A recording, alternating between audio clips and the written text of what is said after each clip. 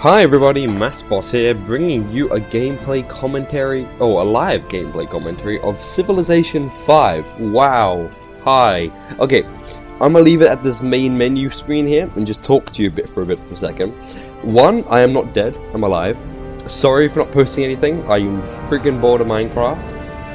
And it just isn't enjoyable to post boring things. But you guys are cool subs, you've never done anything wrong by me.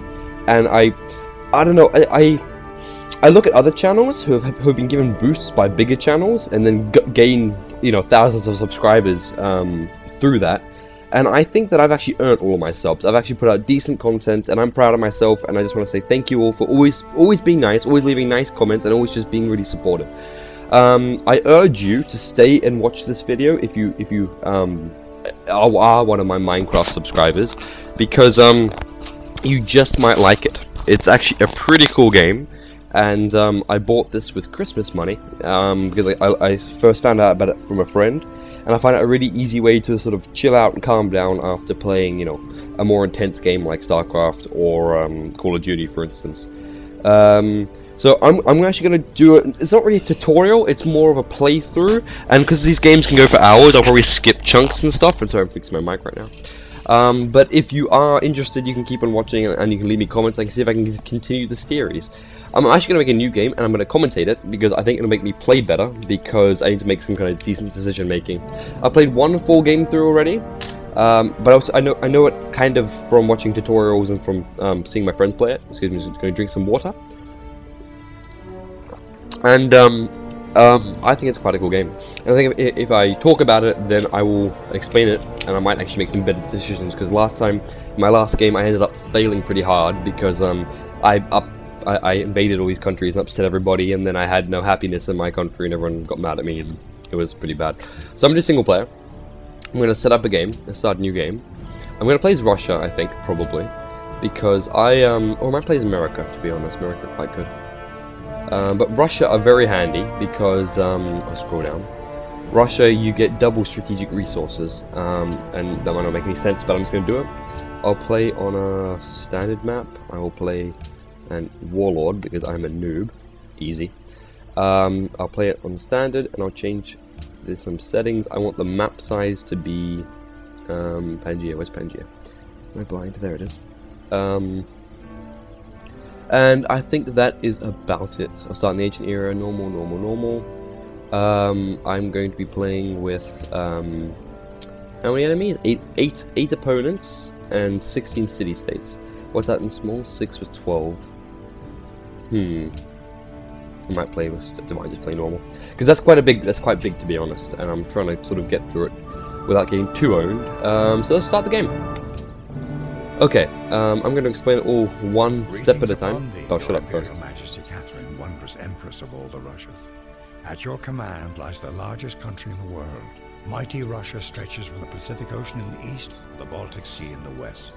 Despite wars, droughts, and every manner of disaster, the heroic Russian people survive and prosper.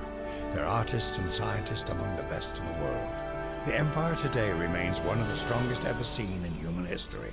A true superpower, with the greatest destructive force ever devised at her command. Catherine, your people look to you to bring forth glorious days for Russia and her people, to revitalize the land and recapture the wonder of the Enlightenment. Will you lead your people once more into greatness? Can you build a civilization that will stand the test of time? Oh, can we? Well, I'm just going to begin it. I'm going to turn my volume down a bit, so that I'll need to turn it up a bit for the final thing. This microphone is annoying me. I'm going to begin my journey. So here we are. We've spawned. We've got two units here. We've got these settlers and these warriors, and these people are non-military and these are military. These guys settle a city. They start my first city, and to be honest, this is a pretty crappy place to start, to be quite honest, because I've got tundra up here. I think that looks like tundra to me, and that looks like that's where the Arctic is, and the Arctic is pretty useless for getting resources, but at the same time, this is just grasslands, and so it's not very useful. I'm actually going to move my units down here to have a look. And I can't really see anything, so I think I'm just going to settle my city here, and we'll see what we can do, because it's a bad location, but I can't see what else I'll do. It'll be a coastal city, I suppose you call it. But I've got some whales nearby, which is a luxury resource, which would make my happiness better. I found a city. Now we've got a bit more HUD, so I'm going to talk about the HUD. Up here is the science points, and in this game you can win the game through various ways. You can win by a technological win, which is the first country to build and launch a spaceship. So it's to win the space race, way to win the game. You can win by diplomacy, and that's through the UN. But this is all in 2050. Right now it's 4000 BC. You can win by conquering all the other empires. You can win by the Utopia project, which is what this is up here. This is social policies, and if you fully complete 5 of the 10 policies, you can win the game. But you need culture to do that, and I can't remember what the last one is. Oh yeah, I think just points if none of the other ones are reached. But I've just built my city. It's a crappy location, but oh well. And here's my city view. It looks a bit confusing, but it doesn't really matter. And I'm going to have to choose production, and this is what my city will build. So to start off with, I'm going to build a scout so I can actually see what's around me. So I'll see if I can explain it as the game goes on a bit, but it's going to be a bit confusing. Well, here's my research. I'm going to choose a research now, and there's a technology tree which is got freaking huge and goes all the way up to the end to future technology, nanotechnology. This is the future era. Then this is modern era. As you can see, there's all go back. Right now we're in the ancient era, and I'm going to choose one of these researches, which unlock other one, and this will give me more food eventually. This will unlock horses, which is the first strategic resource, which I need to what do you call it? Which I need to unlock. Yeah, horses, and I can build a horse unit. So I might do that one first. Because only after you got this technology, you can actually view horses on the map. And I also get pasture, so I can, what do you call it? Upgrade this hex. I'm gonna actually show the hexes. Everything's made of hexagons, as you can see, and they're called hexes. Oopsie daisies. And in this hex, I can upgrade it to give me better food by putting the horses in, the cows in the pasture.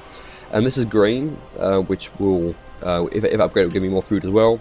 But they're all feeding my people. So as you can see here, there's 2 food, 1 food, 2 food, and 2 gold, because there's whales there. That's a luxury resource, and 3 food here, and 2 production. Production is how quick you build things. So I'm gonna go next turn now, because this game works in turns, and you can once you complete all your turns, the opponents can do something too. So I'll move this these warriors on top of the hill to get a better view, and I see there's desert here, so it's a pretty crappy location to start in, because desert isn't usually very useful. I'll move down the hill. Well, I can't move down because he's got two movement points, but it takes 2 to move up a hill. So I'll go next turn. We've got nothing to do. Let's move him a bit further down. And as we can see, oh, we've discovered something. That's going to be a city-state probably. Go next turn again. Move him further. And we have discovered Geneva, which is a city-state. So this isn't actually a full empire. They will only ever have 1 city, but they've got furs, which is a luxury resource which could be handy to have, and they are neutral. Cool. So that's not bad. I can try and become friends with them a bit later. It's nice to meet them. I want those furs actually, and they've got bananas. What does that do exactly? Next turn then.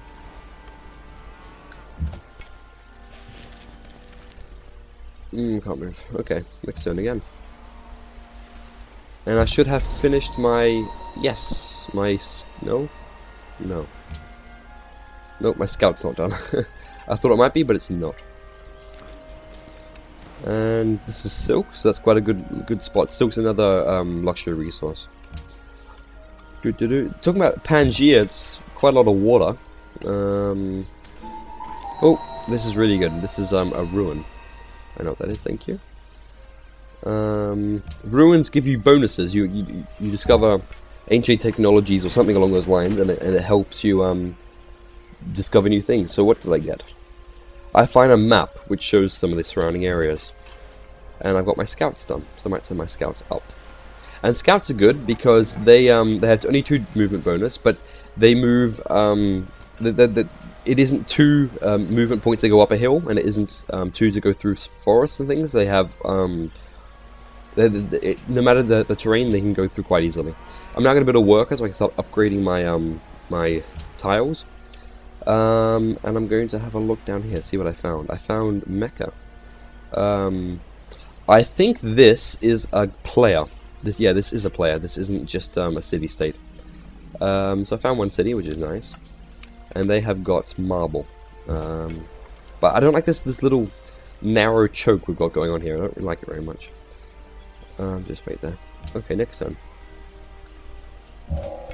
Thou shalt not muzzle the ox when he treadeth out the corn.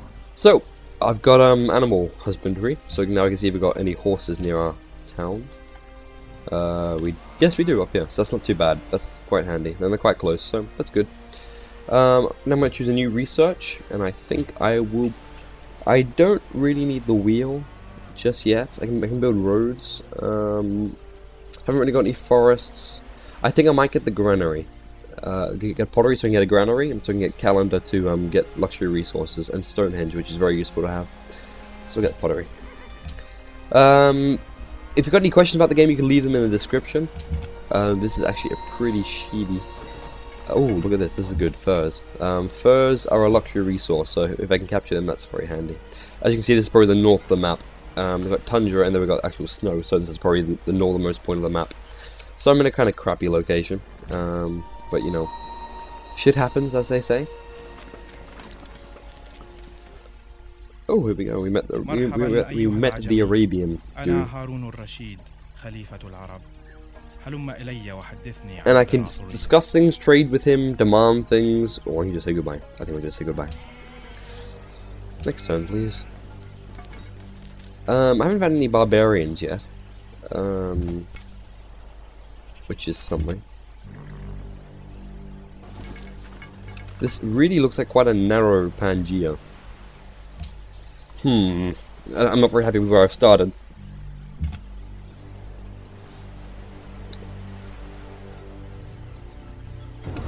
Oh, barbarian camp. That's not good. That's not good at all.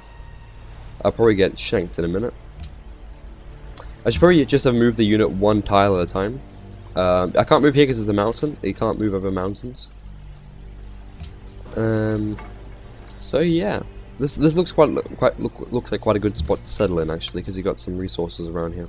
Although the enemy are right here, and this will force them back a bit, so that could be a strategic move. Oh, more ruins. Get away from those barbarians. That's not good to have too close.